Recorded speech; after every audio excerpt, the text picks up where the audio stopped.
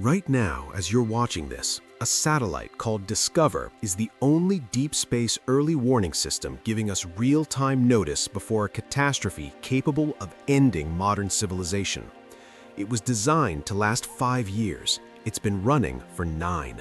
And when the next solar storm hits, we'll have 15 minutes of warning before everything stops working.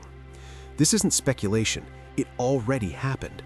On September 1st, 1859, telegraph operators across Europe and North America watched in horror as their machines erupted into flames, sparks flying from brass terminals, paper bursting into fire beneath their hands, while the message keys continued tapping out gibberish on their own, as if possessed by an invisible force that had learned to speak through copper wire. What they didn't know was that 93 million miles away, the sun had just fired a bullet at Earth that would take 17 hours to arrive. And when it did, it would prove that our greatest vulnerability isn't what we build, but what we choose to depend on. This was the Carrington Event, named after British astronomer Richard Carrington, who witnessed the exact moment the sun betrayed us. At 11:18 a.m. on September 1st, Carrington was in his private observatory in Red Hill, Surrey, projecting an image of the sun's surface onto a screen, counting sunspots as he did every day. Then, without warning, 2 brilliant white flares exploded from a cluster of spots, so bright they were visible against the sun's own blinding surface. Carrington later wrote that the flares pulsed with an intensity he had never seen, lasting exactly 5 minutes before fading. He rushed to find a witness, bringing another observer to confirm what seemed impossible. The sun had just detonated. What Carrington saw was a coronal mass ejection, a billion-ton cloud of magnetized plasma hurled toward Earth at 4 million miles per hour. When it struck our magnetic field 17 hours later, on September 2nd, the impact was catastrophic. The geomagnetic storm it triggered remains the most powerful ever recorded. Auroras, normally confined to polar regions, blazed across the skies of Cuba, Hawaii, and Colombia. In the Rocky Mountains, gold miners woke at 1 a.m. convinced it was dawn, the sky so bright they began cooking breakfast. Telegraph systems across 2 continents went haywire. Operators disconnected their batteries, but the lines kept working, powered entirely by the electrical currents induced in the wires by the storm itself. But here's what makes 1859 a perfect mirror for 2026. The Carrington Event wasn't a catastrophe because the sun became dangerous. It was a catastrophe because humanity had just finished weaving a web of copper wire across the continents, creating a massive antenna perfectly tuned to capture the sun's fury. The telegraph network, humanity's first true communication revolution, had become a conductor for destruction. In Boston, telegraph operator Frederick Royce reported that the current flowing through his equipment was so strong he received severe shocks. In Washington, D.C., the apparatus in the Smithsonian Institution was destroyed. In Norway, the telegraph system caught fire. The sun hadn't changed, Earth had, and in that moment we learned a truth we've since forgotten. Every technological leap forward is also a leap into a new kind of fragility. The Carrington Event killed our nervous system when that system was made of copper and Morse code.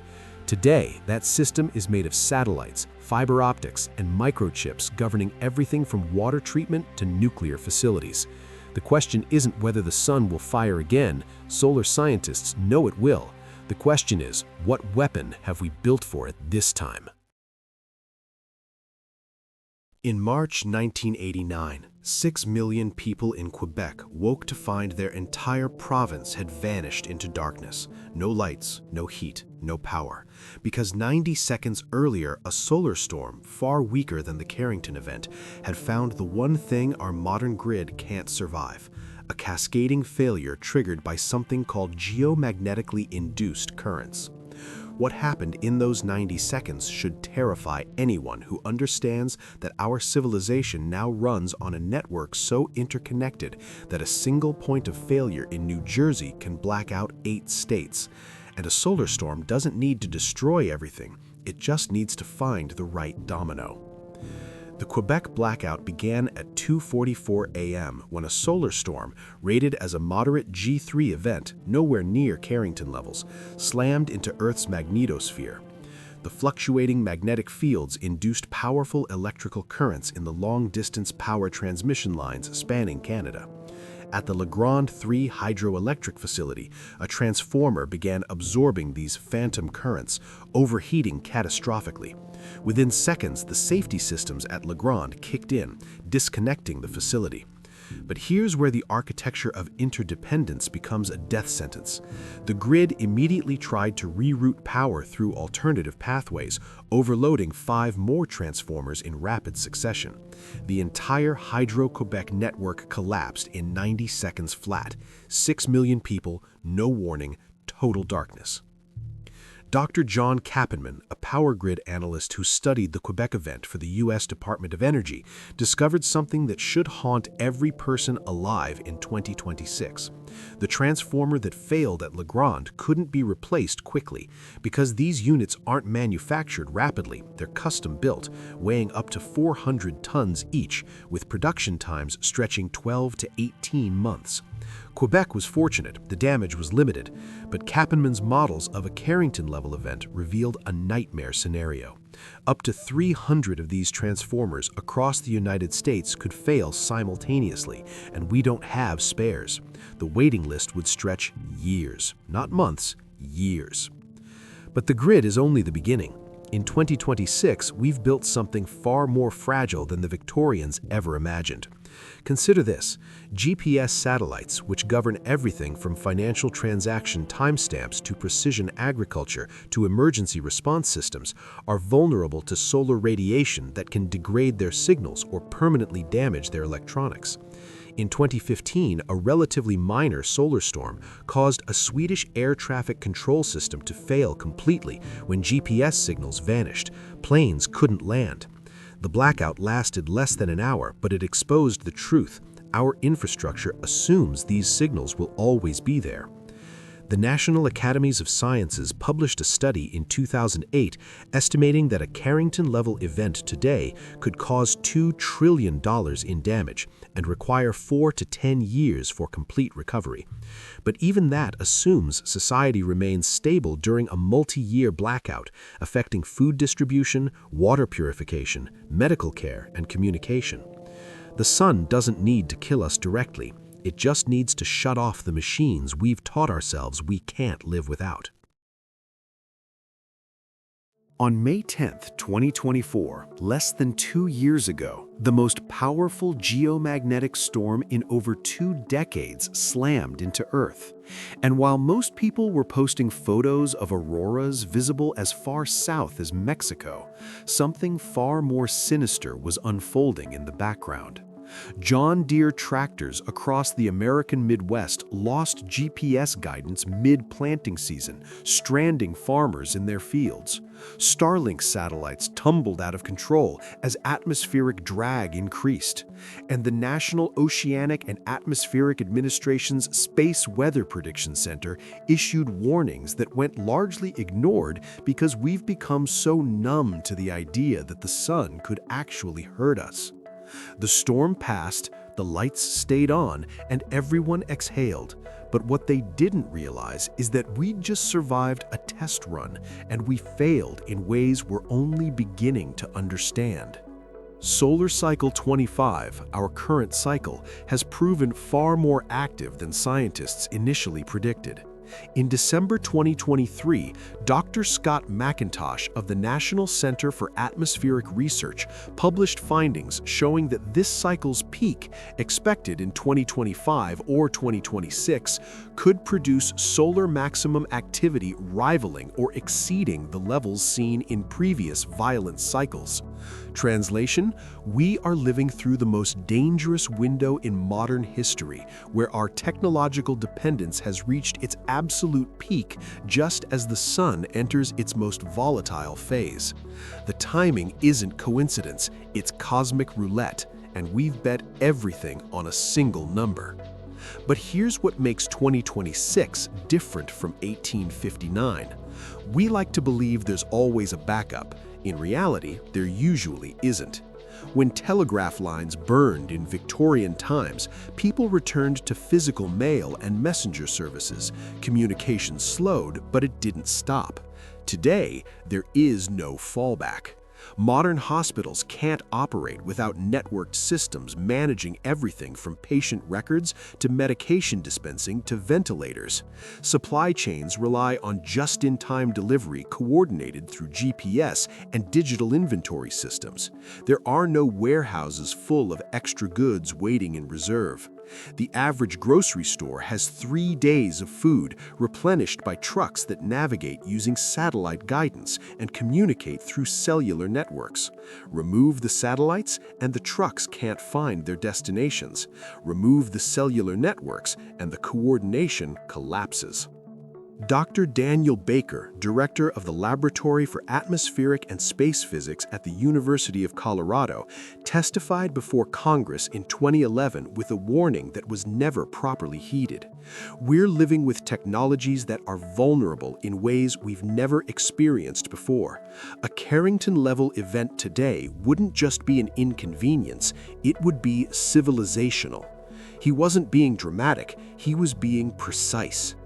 The fatal flaw isn't that we've built a hyper-connected world, it's that we've built one with no memory of functioning without that connection.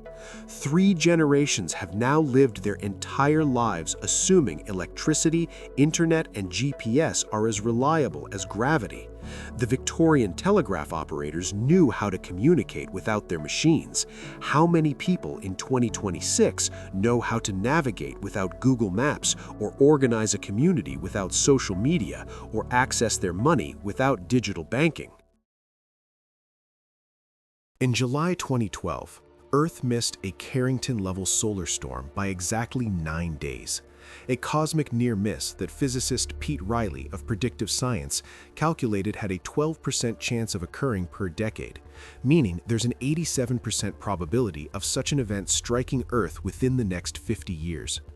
The storm that missed us, later analyzed by NASA scientist Janet Lumen, carried the same magnetic intensity as the 1859 event, traveling through the exact orbital path Earth had occupied just over a week earlier. Had our planet been in that position, you wouldn't be hearing this story now, because the infrastructure required to produce, upload, and transmit it would likely still be in ruins 4 years later. Yet this near-apocalypse received barely a mention in mainstream news, vanishing within days from public consciousness, which reveals our deepest vulnerability. We are aware of the threat and have chosen to do almost nothing. The reason is brutally simple. Mitigation is expensive, and catastrophe is theoretical until it isn't. Hardening the electrical grid against geomagnetically induced currents would require an estimated $150 billion in the United States alone, according to a 2019 report by the Electric Power Research Institute. Shielding satellites requires heavier radiation protection, reducing payload capacity and increasing launch costs. Creating sufficient backup transformers means investing in equipment that might sit unused for decades. Every solution requires spending enormous sums to prevent a disaster that might not occur in any single politician's or CEO's lifetime. So we've collectively decided to play a game of probabilities, betting that the sun will stay quiet just a little longer. But the sun doesn't negotiate, and it doesn't care about quarterly earnings reports. In February 2022, SpaceX lost 40 Starlink satellites, worth over $50 million, when a minor geomagnetic storm increased atmospheric density, creating drag that pulled them out of orbit. Elon Musk himself acknowledged the loss, noting that the storm was classified as moderate and still caused catastrophic damage. If a moderate storm can kill 40 satellites, what happens to the estimated 4,800 active satellites currently orbiting Earth when a Carrington-level event strikes? The answer is chilling. Kessler syndrome, a cascading collision scenario where destroyed satellites create debris fields that destroy more satellites, potentially rendering low Earth orbit unusable for generations. Dr. Thomas Berger, former director of NOAA's Space Weather Prediction Center, resigned in 2016 after repeatedly failing to secure adequate funding for improved solar monitoring and forecasting systems. In his final interview with Space Weather magazine, he stated, "We're flying blind with 19th century warning times for a 21st century threat. The spacecraft monitoring the sun are aging beyond their design life, and there's no concrete plan to replace them. The trap isn't that we didn't see it coming. The trap is that we saw it perfectly and chose to look away. And as you're hearing this right now, Discover, our only deep space early warning system, is operating years beyond its design life, held together by engineering prayers and bureaucratic indifference. The satellite launched in 2015 with a 5-year mission timeline. The clock isn't just ticking, it's already in overtime. The Carrington Event didn't end on September 2, 1859. It ended when the last telegraph operator reconnected the last wire and learned to live with the knowledge that the sky could betray them at any moment. What they understood, and what we've forgotten, is that technology isn't progress unless it includes the wisdom to survive its own failure. Richard Carrington spent the rest of his life observing the sun, documenting solar cycles with obsessive precision, dying in 1875 with his final papers warning that the event bearing his name would happen again. He was right.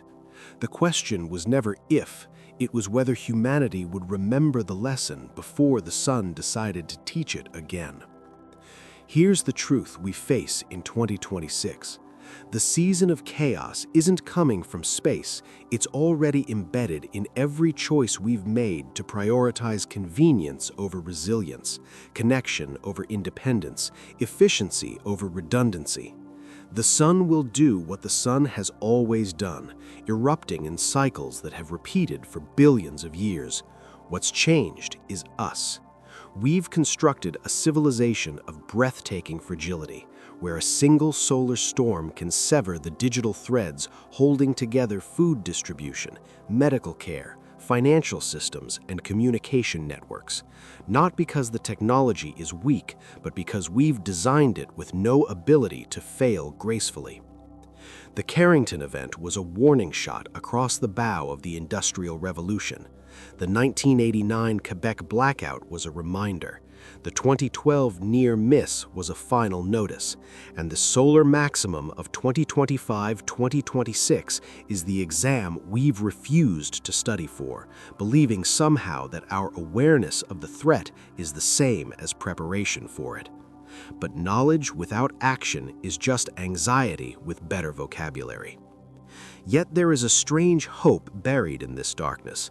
The Victorians rebuilt their telegraph networks, not by making them invulnerable, but by accepting vulnerability as the price of connection and building accordingly. We could do the same. Decentralized power grids, hardened transformers, satellite redundancy, offline backup systems for critical infrastructure, communities trained to function during digital blackouts. The technology exists, the knowledge exists. What's missing is the collective will to treat a 12% per decade probability as the certainty it actually is over time. The Carrington Event teaches us that the universe doesn't care about our quarterly profits or our election cycles or our assumption that tomorrow will function like today. It teaches us that every technological revolution creates new vulnerabilities we won't understand until they're exploited by forces that don't negotiate.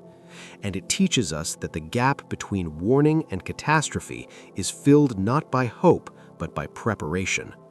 So when the next great solar storm strikes, and every scientist agrees it will, we'll discover what kind of civilization we actually built. One that learned from 1859 and chose resilience over convenience, or one that looked directly at the threat, calculated the cost of prevention, and decided that future generations could handle the consequences. The sun is watching our choice with the same indifference it showed Richard Carrington on that September morning in 1859. And just like then, it's already made its decision. The only question is whether we've made ours. If stories like this make you question what we've built and what's coming next, subscribe to Dark Dimensions X and hit the bell, because the sun isn't the only threat we're not prepared for.